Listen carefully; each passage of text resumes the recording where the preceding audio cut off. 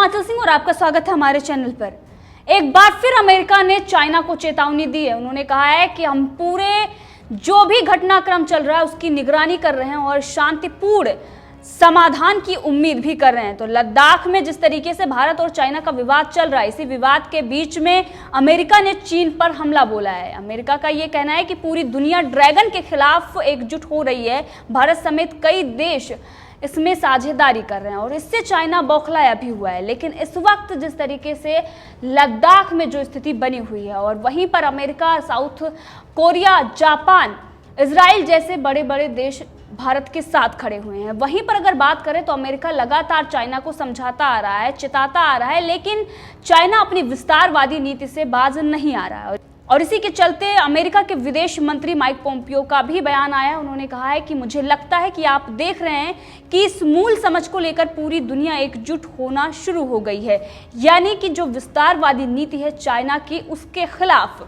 चीन की communist party निष्पक्ष, परस्पर और पारदर्शी तरीके से प्रतिस्पर्धा करने से इनकार करने जा रही है और पूरी दुनिया चाइना के खिलाफ एकजुट होने जा रही है और चाइना इससे बचने की कोशिश करता आ रहा है और इससे वो इनकार भी कर देगा, लड़ने से वो इनकार करेगा। पूरी दुनिया में चीन का बहिष्कार हो रहा है और वहीं पर कोरोना वायरस में भी उसकी भूमिका की जांच हो रही है। और जो विवाद भारत और चीन का चल रहा है उसको लेकर लगातार अमेरिका चाइना को चेतावनी दे रहा है, क्योंकि दक्षिण चीन सागर में भी अमेरिका और चाइना के साथ साथ तमाम ऐसे देश हैं जिन पर जो कब्जे की नीति चाइना अपनाता आ रहा है, उनके जो भूभाग है उन पर अपना कब्जा बताता आ रहा है। यहाँ तक कि आर्टिफिशियल द्वीप भी उसने तैयार कर लिए हैं, उनके नाम भी बदल दिए हैं, तमाम ऐसी चीज़ें की हैं जिसकी वजह से वो दुनिया भर के देशों के निशाने पर आ पहुँच चुका है। और इसको लेकर अमेरिका के विदेश मंत्री माइक पोम्पियो लगातार चाइना को चेतावनी दे रहे हैं। माइक पोम्पियो का कहना है, चाहे वो भारत हो या फिर ऑस्ट्रेलिया हो या जापान हो या दक्षिण कोरिया हो, ये सभी हमारे दोस्त हैं और वो सभी अपने लोगों और अपने देशों पर होने वाले खतरे को देख रहे हैं और आप उन्हें यानी कि चीन को पीछे धकेलने के लिए अमेरिका के साथ साझेदारी करते हुए देखेंगे हर उस मोर्चे पर जिसके बारे में हम इस वक्त बात कर रहे हैं, और वो है चाइना की विस्तारवादी नीति। इसी के साथ उन्होंने कहा कि ये अहम है कि इस जंग में हमारे पास दोस्त और सहयोगी हैं। हमने इसके लिए 2 साल से काम किया है, हमने वास्तविक प्रगति की है। आपने हुआवेई से बहुत से लोगों को पलटते देखा है, आपने उन्हें खतरे को महसूस करते हुए देखा है। इसके साथ ही माइक पोम्पियो के बाद वहां के विदेश मंत्रालय ने भी ये कहा है कि पूरे मामले की हम निगरानी कर रहे हैं और शांतिपूर्ण समाधान की उम्मीद भी कर रहे हैं। इसी के साथ मंत्रालय ने ये भी कहा कि विदेश मंत्री माइक पोम्पियो ने भी कई मौके पर यह स्पष्ट कर दिया है कि चीन राष्ट्रीय और अंतर्राष्ट्रीय स्तर पर अत्यधिक आक्रामक नीति अपना रहा है, जो कि परेशान करने वाली बात है। ताइवान स्ट्रेट से शिनजियांग, दक्षिण चीन सागर से लेकर हिमालय और साइबर स्पेस से लेकर अंतर्राष्ट्रीय संगठनों तक हम चीनी कम्युनिस्ट पार्टी का मुकाबला कर रहे हैं, जो अपने ही लोगों को दबाना और पड़ोसियों को धमकाना चाहती है। इन उकसावों को रोकने का एकमात्र तरीका है बीजिंग का सामना करना, यानी कि अब अगर चाइना कोई भी हरकत करता है तो उसको तुरंत सबक सिखाया जाएगा। इससे पहले जैसे ही भारत ने कार्रवाई की पैंगोंग में और जो सबसे ऊंची चोटियां थी वहां की, उन पर कब्जा कर लिया, उसके बाद चाइना का ये कहना है कि भारत को समर्थन अमेरिका दे रहा है। ताइवान के साथ साथ तिब्बत के लोग भी उनका समर्थन कर रहे हैं। यहाँ तक कि जो क्वाड है, जो जापान, दक्षिण कोरिया और भारत अमेरिका का जो संगठन है, जो चाइना के खिलाफ एक संगठन बना हुआ है, उसको लेकर भी चाइना आपत्ति जता चुका है। लेकिन अब दुनिया भर के देश चाइना की विस्तारवादी नीति के खिलाफ खड़े हो गए हैं। यहाँ तक ही नहीं, चाइना को लगातार सबक भी सिखाया जा रहा है। दक्षिण चीन सागर से लेकर तमाम जहां जहां उसका विवाद चल रहा है, हर मोर्चे पर उसको सबक सिखाया जा रहा है। लेकिन उसके बावजूद भी चाइना अपनी विस्तारवादी नीति से बाज नहीं आ रहा है। यहाँ तक कि जो हालात उसने बनाए हैं पूरी दुनिया में, आपने देखा किस तरीके से एक साजिश के तहत उसने कोरोना वायरस फैलाया और उसके बाद अब दूसरे देशों के निवेश और उसकी आर्थिक स्थिति के बारे में वो बात कर रहा है। यहाँ तक कि अब वो जो भारत के अंदर उनके समर्थित लोग हैं, सोनिया गांधी, राहुल गांधी, जो मुद्दे चाइना उठा रहा है इस वक्त, वो मुद्दे इससे पहले राहुल गांधी और सोनिया गांधी ने ही उठाए हैं और यहाँ की जो चीज़ें हैं वो इन्फॉर्मेशन वो चाइना को दे रहे हैं। क्योंकि सीधे तौर पर आप देख लीजिए, अगर युद्ध की स्थिति बनी हुई है उस वक्त आपको देश के साथ, सेना के साथ खड़े रहने की ज़रूरत होती है, लेकिन राहुल गांधी लगातार उन चीज़ों को, उन गलत चीज़ों को बढ़ावा दे रहे हैं जिसका फ़ायदा चाइना इस वक्त उठा रहा है। राहुल गांधी एक तरफ ये कहते हैं कि जिस वक्त हमारी जीडीपी और जो आर्थिक कमजोरी है उसका फायदा चाइना उठा रहा है, लेकिन मौका कौन दे रहा है? वो राहुल गांधी दे रहे हैं। आखिर इंफॉर्मेशन कौन यहाँ की दे रहा है? वो राहुल गांधी दे रहे हैं, क्योंकि राहुल गांधी इस वक्त जो ट्वीट कर रहे हैं, आप देखिए किस तरीके से वो सवाल उठा रहे हैं। कई सारी चीज़ें वो गलत भी बोल रहे हैं कि उसने कब्जा कर लिया है, डर का माहौल है, उन्होंने मिसाइल खड़ी कर दी है, इससे भारत को डरना चाहिए। तमाम ऐसी चीज़ें जो युद्ध से पहले ऐसी स्थिति बनाई जाती है और वो ऐसे देश बनाते हैं जो अपनी रणनीति के तहत होता है, और ये चाइना बखूबी से करता आ रहा है। इससे पहले भी हमने आपको कई ऐसे प्रोग्राम में दिखाया कि किस तरीके से चाइना वार करता है। पहले जो सामने वाला देश है उसके लोगों में एक डर का माहौल क्रिएट करना, और राहुल गांधी और सोनिया गांधी इसी डर के माहौल को क्रिएट कर रहे हैं, क्योंकि उनको पता है कि जो समझौता उन्होंने किया है उसके तहत उनको ये करना ही होगा। एक तरफ अमेरिका जैसे बड़े बड़े देश जो भारत के साथ खड़े हुए हैं और इस वक्त चाइना को सबक सिखाया जा रहा है, हमारे भारतीय सैनिक सीमा पर खड़े होकर चाइना को सबक सिखा रहे हैं, लेकिन दूसरी तरफ राहुल गांधी ट्वीट कर रहे हैं और ये कह रहे हैं कि हमारे जो बॉर्डर एरियाज हैं वहां पर चाइना ने कब्जा कर लिया है, भारत की जो सरकार है वो कमजोर है, इस वक्त मोदी जी डरे हुए हैं। तमाम ऐसी चीजें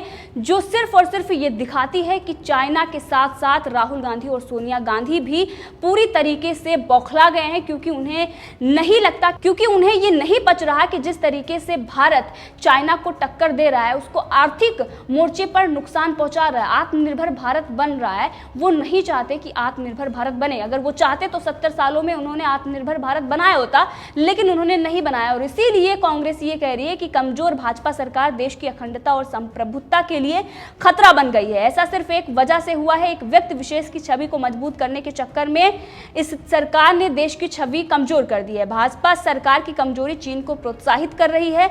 भाजपाई कूटनीतिक विफलता देश के लिए सबसे बड़ा खतरा है, ये कांग्रेस ट्वीट कर रही है। आप देख सकते हैं कि किस तरीके से कांग्रेस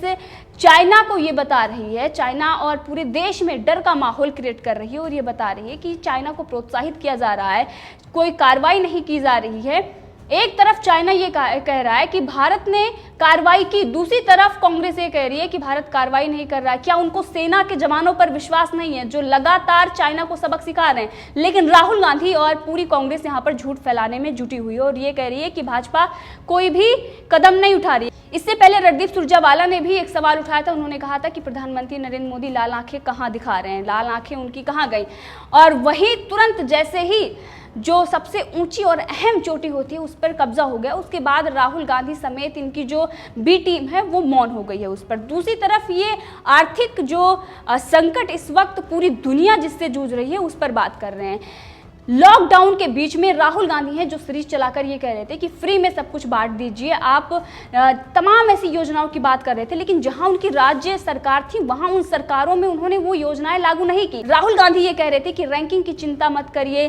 तमाम जो पैसा है वो फ्री में बांट दीजिए, तमाम ऐसी चीजें राहुल गांधी सीरीज चलाकर कह रहे थे। और आज वही जो जीडीपी है उसको लेकर सवाल उठा रहे हैं। जब पूरा विश्व इस आर्थिक संकट से जूझ रहा है, चाइना के द्वारा जो साजिश रची गई थी उसमें कहीं ना कहीं दुनिया भर के देश फंस चुके हैं और उसी के चलते इस तरीके की जो हालात बने हैं, जीडीपी की जो ग्रोथ है वो माइनस में इसी वजह से गई है। अगर हम देखें तो पिछले दिनों में सब कुछ बंद था, पूर्ण लॉकडाउन था, भारत इतनी आबादी वाला देश होते हुए भी जिस तरीके से उसने कंट्रोल किया है, यहाँ तक कि अगर देखें तो इससे पहले बहुत सारी ऐसी चीज़ें थी जो भारत में बनती भी नहीं थी, जो सुविधा आज हुई है वो पहले भारत में नहीं थी। राहुल गांधी जो इतने सवाल पूछते हैं, उन्होंने आखिर 70 सालों में भारत को चीन के मुकाबले क्यों नहीं तैयार किया? आज जब मोदी सरकार उसके मुकाबले में खड़ी हुई है और लगातार भारत को शक्तिशाली बना रही है तो ये सवाल उठा रहे हैं, क्योंकि इनको लगता है कि अगर जिस तरीके से भारत चाइना को सबक सिखा रहा है ऐसा ही सबक सिखाता आ रहा है तो इनको सत्ता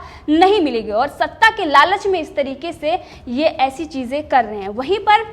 राहुल गांधी और कांग्रेस की तरफ से लगातार ट्वीट किए जा रहे हैं कि बॉर्डर एरिया पर अटैक हो रहे हैं, कब्जा हो गया है, इस वक्त प्रधानमंत्री नरेंद्र मोदी कोई भी स्टेप नहीं ले पा रहे हैं। सेना पर भी वो सवाल उठा रहे हैं, क्योंकि बॉर्डर पर जिस तरीके से सेना काम कर रही है, जिस तरीके से दुश्मनों को जवाब दे रही है, जो उसने कामयाबी हासिल की है उस पर वो सवाल उठा रहे हैं और सेना की भी वो बात नहीं मान रहे हैं। तो ये सारी चीज़ें दिखा रही है कि भारत जो मुंहतोड़ जवाब चाइना को दे रहा है, लेकिन कांग्रेस इस बात से मानने से इनकार कर रही है। और वहीं पर अगर देखें तो कांग्रेस की सरकार महाराष्ट्र में है और वहां पर जो कोरोना वायरस के मरीजों की संख्या है वो सबसे ज़्यादा है। और ये हो सकता है एक साजिश के तहत ही कांग्रेस ने इस तरीके से चीज़ें करवाई हैं। इस पर भी कांग्रेस को और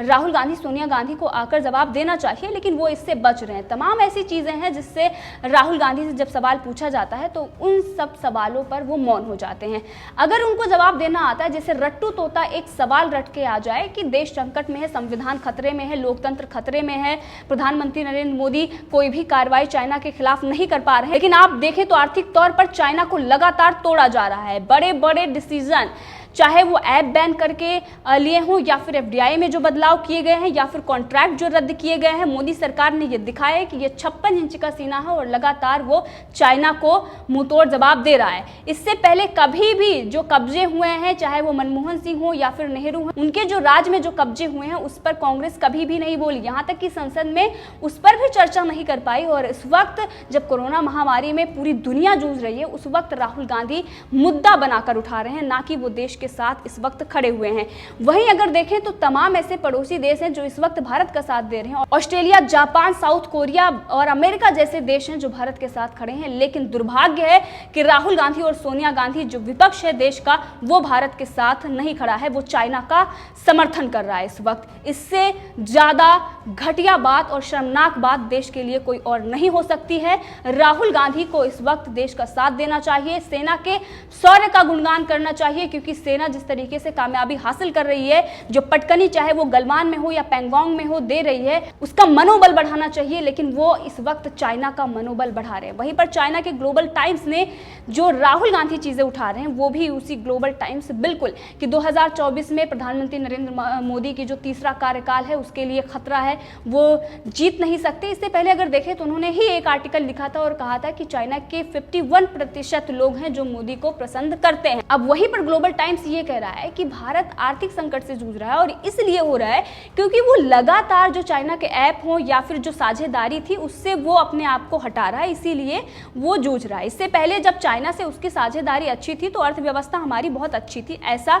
चीन कह रहा है, क्योंकि उसको पता है कि अगर वो ऐसी चीज़ें नहीं करेगा तो बड़े बड़े जो उसके निवेश थे उस पर जो प्रतिबंध लगाया गया है उसको लेकर ये कह रहा है कि हमारी कंपनियां वहां जाने से डर रही हैं, वो निवेश कम कर रही हैं क्योंकि आने वाला जो दिन है वो वहां अच्छा नहीं है। आखिर ये सारी चीज़ें जो चाइना कह रहा है अपने आप को बचाने के लिए कह रहा है, और राहुल गांधी भी इसी बात पर वो मोहर उसके लगा रहे हैं कि जो कुछ भी ग्लोबल टाइम्स, जो कुछ भी चाइना कह रहा है वो सही ही कह रहा है। वहीं पर अगर बात करें आत्मनिर्भर भारत को लेकर भी वो बहुत ही बौखलाया हुआ है। उसको लग रहा है कि जिस तरीके से प्रधानमंत्री नरेंद्र मोदी आत्मनिर्भर भारत और जो व्यवसाय हैं उनको खड़े करने के लिए जो प्रधानमंत्री उनकी मदद कर रहे हैं, उस सब चीज़ों से चाइना बौखलाया हुआ है। इसीलिए वो कह रहा है कि वहाँ के जो व्यापार हैं वो लगातार बंद हो रहे हैं। लेकिन अगर वहीं दूसरी तरफ देखें तो उन व्यापारों को अब मदद की जा रही है और लॉकडाउन में जितने भी व्यवसाय बंद थे अब उनको बढ़ाया जा रहा है और धीरे धीरे जो अर्थव्यवस्था है वो पटरी पर आएगी, क्योंकि इस वक्त पूरी दुनिया वैश्विक मंदी से जूझ रही है, भारत उससे अछूता नहीं है, इसमें कोई दो राय नहीं है। लेकिन दूसरी तरफ जो चीन के मसले पर राहुल गांधी लगातार चाइना को सपोर्ट कर रहे हैं, ये देश का दुर्भाग्य है। इसी के साथ चाइना भी इसी बात का फायदा उठा रहा है और राहुल गांधी के ही जो वो सवाल उठा रहे हैं उसी को कोट करते हुए इस तरीके से चीज दुनिया भर में वो फैला रहा है और भारत को एक कमजोर देश और प्रधानमंत्री नरेंद्र मोदी को एक कमजोर लीडर की तरह जिस राहुल गांधी पेश करना चाहते हैं, और उनकी जो नाकाम कोशिश है और ये साजिश चाइना द्वारा ही रची गई है और इसीलिए राहुल गांधी इस तरीके की चीजों को बढ़ावा दे रहे हैं। इस मुद्दे पर आप भी अपनी राय रख सकते हैं, कमेंट करके जरूर बताएं। अगर आपने अभी तक चैनल को सब्सक्राइब नहीं किया है तो कर लें ताकि हर अपडेट आप तक पहुंचती रहे।